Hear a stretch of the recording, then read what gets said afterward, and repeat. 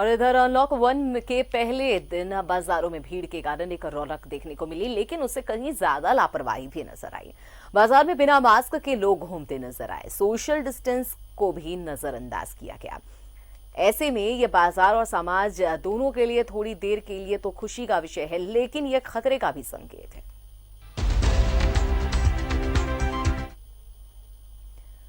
तो लगातार अनलॉक 1 में हमने देखा है कि कई जगहों पर हिदायत के साथ रियायत जरूर मिली है, लेकिन कई लोग यहां लापरवाह भी दिखे हैं। बाजार का हाल बताने के लिए हमारे साथ संवाददाता अजय लाल जुड़ चुके हैं, उनके पास चलते हैं। अजय, आधा दिन बीत चुका है, हमने ये भी देखा कि कई जगहों पर पूरे गाइडलाइंस के तहत दुकानें हैं, सब कुछ खुल चुकी हैं, और कई जगहों पर यह भी देखने को मिला कि कपड़ा जो व्यवसायी हैं, फुटवेयर दुकानें, वो नहीं खुलने से लोग इसका विरोध भी कर रहे हैं। बिल्कुल अमिता, देखिए तमाम चीजें धीरे धीरे ही पटरी पर आएंगी। अचानक से पूरी तरह पहले की तरह सब कुछ सामान्य होने में थोड़ा वक्त लगेगा। आज व्यापार जगत में राजधानी रांची की बात करें तो चहल पहल ज्यादा देखी जा रही है।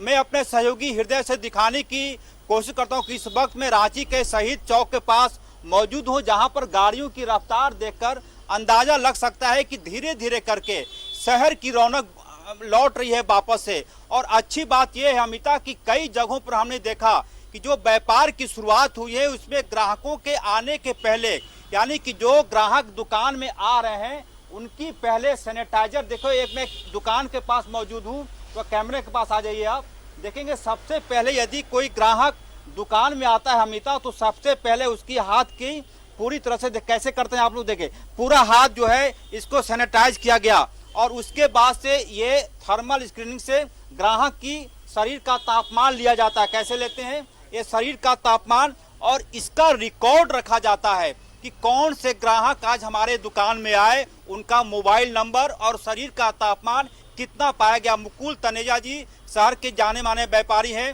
सर, क्या कुछ देख पा रहे हैं, क्या चेंजेस आए हैं, क्या रिकॉर्ड रखते हैं लोगों का? देखिए, चेंजेस तो लोगों में जागरूकता बहुत हो गई है। 2 महीने का जो लॉकडाउन हुआ है उससे लोग काफ़ी जागरूक हो गए हैं। और हमने आप जैसा कि आपने देखा, अब लोग पहले सैनिटाइज करते हैं और उसके बाद आपका फीवर कितना है थर्मल स्कैनर से स्कैनिंग करके उसको करते हैं, और उसको डिस्टेंस पे सामान सर्व करते हैं, थोड़ी थोड़ी दूर में खड़े करके। इवन जहाँ हमारी बिलिंग हो रही है उसमें भी एक सिस्टम है कि थोड़ा डिस्टेंस में ही बिल बनना है, और धीरे धीरे ये पटरी पे आ रहा है। सर, क्या लग रहा है कि बाजार की रौनक, व्यापार जो ठप हो गया था, कब तक वापस पटरी पर लौट जाएगा? देखिए, हमारे इतने कर्मठ और इतने अच्छे विचार वाले मुख्यमंत्री जी हैं, ये धीरे धीरे टाइम जो भी लगे, लेकिन ये सारा कुछ पटरी में आ जाएगा। बिल्कुल, ये विश्वास है व्यापार जगत को कि कुछ चीजें 2 महीने, 2.25 महीने के दौरान कुछ चीजें ठप बेशक हुई हैं अमिता, लेकिन धीरे धीरे करके चीजें पटरी पर आएंगी।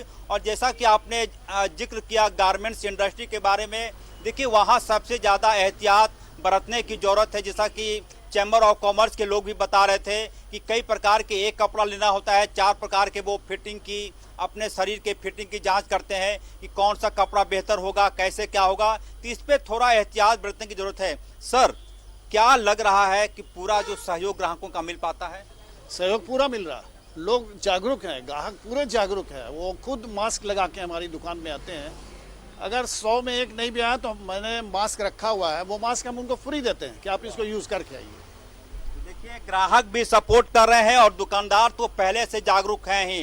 तो ये कुल मिलाकर यूं समझ सकते हैं अमिता कि पूरी तरह से अनलॉक 1 से हम लोग गुजर रहे हैं 30 जून तक। और सरकार ने यह भी कह रखा है सूबे की मुख्यमंत्री ने कि मैं चीजों को वॉच करूंगा, यदि लोग लैक्सिटी बरतते हैं तो ऐसा होगा कि फिर से लॉकडाउन की नौबत ना आए। लिहाजा लोगों को, हमको, आपको, व्यापार जगत के लोगों को, ग्राहकों को, तमाम लोगों को एहतियात के साथ काम करने होंगे।